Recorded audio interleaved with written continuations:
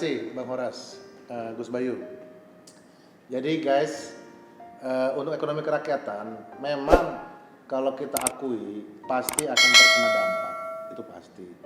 Tapi memang dalam artian di sini tetap ada sisi-sisi lain yang bisa kita jadikan sebuah pembelajaran dan juga sebuah turning point.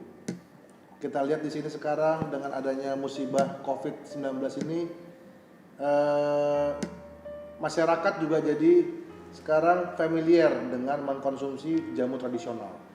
Yang katanya kalau orang Jawa bilang empon-empon, ya kan, dari jahe, serai, temulawak, ya kan, dengan kunyit ya. Nah, ini kan menjadi sebuah potensi ataupun sebuah peluang. Dan juga bagaimana ini bisa kita gerakkan semua masyarakat Indonesia sangat familiar dan bahkan terbiasa untuk mengkonsumsi ini, bukan hanya dalam periode ataupun masa-masa krisis seperti ini, tapi kenapa ini nggak menjadi sebuah kebiasaan sampai ke depannya. Ntar dulu. Ya. Kok peluang? Tadi Gus Bayu ngomong di balik krisis ada hikmat, ada peluang. Kok ini ngomong sama orang edukasi katanya ada peluang, guys. Ngomong sama orang ekonomi kerakyatan ada peluang. Ada peluang juga. Peluangnya seperti apa? Coba. Ya sekarang peluangnya kalau kita bilang Presiden kita Pak Joko Widodo selalu memimpikan dan juga selalu punya visi adalah membuat neraca perdagangan kita positif. Ya. Oke. Dan itu belum pernah terjadi ya kan, sampai tahun 2019 kemarin.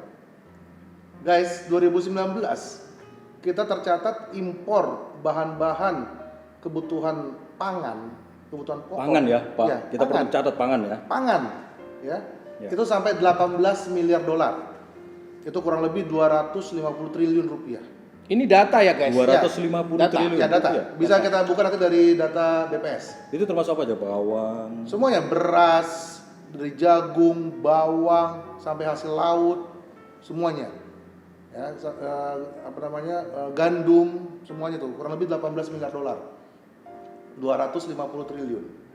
Nah, coba kalau kita lihat ini ekivalen bisa dengan menciptakan 2 juta orang agropreneur. 2 juta orang 2 juta Agropreneur baru. Oke. Petani ya, Iya. petani yang bergerak di Agropreneur berarti kan minimal dia punya 2 atau 3 orang pekerja. Nah, ini berarti bisa menciptakan minimal juga 5 juta orang untuk lapangan pekerjaan baru. Ya. Oke. Nah, ini Menarik ya. ini akan menjadi sebuah turning point. Ya sekarang kita sudah mulai mengurangi ataupun menyetop barang-barang impor, terutama pangan, ya kan? Ya maksud saya di sini adalah kenapa tidak dalam produksi sendiri. Ya, dalam momentum seperti ini ya sudah impor di stop selamanya impornya itu kan? Atau mungkin kita develop ya. Iya. Karena kalau nggak salah 3 bulan itu sudah bisa dipanen kan? Sudah jadi tuh barang. Kalau ngomong padi, sawah, ngomong bawang, ngomong 3 jagung, bulan?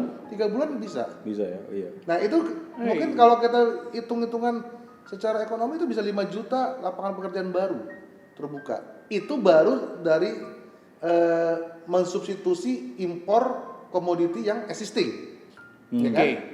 Yang memang terjadi di tahun-tahun sebelumnya, 18 miliar dolar 2019. Nah, belum tadi saya omong di awal tentang empon-empon guys. Empon-empon tadi, jamu tadi.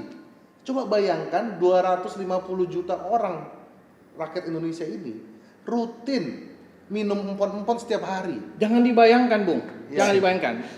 Saya nggak setuju kata-kata dibayangkan. Itu kayak lagunya Michael Jackson. Iya. Can you imagine? Kita hitung, guys. Kita hitung, Bung Frans. Empon-empon tadi apa? Jahe. Temulawak. Oke, kita di jahe dulu. Iya. Jahe kita 1 orang minum rutin setiap hari. Iya. Berarti sebulan 30 hari. Betul. Kira-kira berapa gram jahe yang dibutuhkan 1 hari? Ya, let's say 100 gram lah. Oke, 100 gram. Kalau dia 1 bulan, 100 kali 30? Berarti kurang lebih 3 kilo lah ya. 3 kilo. Iya. 3 kilo untuk 1 orang. 1 orang. Kita ada 250 juta. 250 juta penduduk Indonesia. Berarti 750 juta kilo jahe, guys. Wow.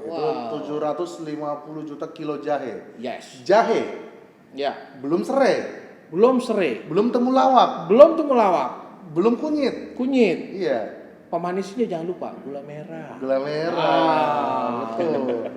Jadi, Jadi ada peluangnya kemandirian ini ya. Kemandirian, kedaulatan Kemandirian ya, pangan. Kedaulatan pangan ya. Betul. Nah, maksudnya gini, yang existing sekarang, umpamanya memang sudah ada yang sebagai petani rempah-rempah tadi, empon-empon tadi, itu kita bisa bawa ataupun kita bisa alihkan juga menjadi yang produk turunannya, Hmm. yang kita bawa ke arah lifestyle, ya kan? Jadi kita tahu untuk konsumsi rempah-rempah ini juga adalah warisan budaya daripada leluhur kita, para raja-raja Indonesia. zaman raja-raja dulu ya. Betul, Oke. ya kan?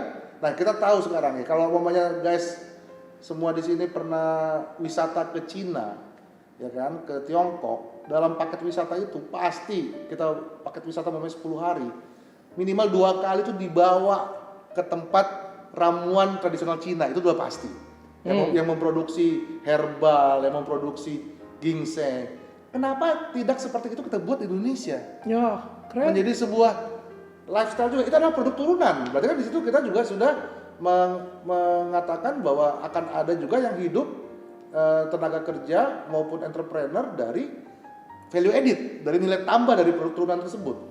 Jadi jahe memang oke, 100 gram ataupun paket itu namanya cuma 20.000. Tapi begitu udah jadi ginseng, sudah begitu menjadi suplemen, Yes. sudah menjadi ada kayak kafenya lah gitu kan, untuk apa menikmati herbal itu kan bisa kita jual satu gelas 50.000. Itu value added.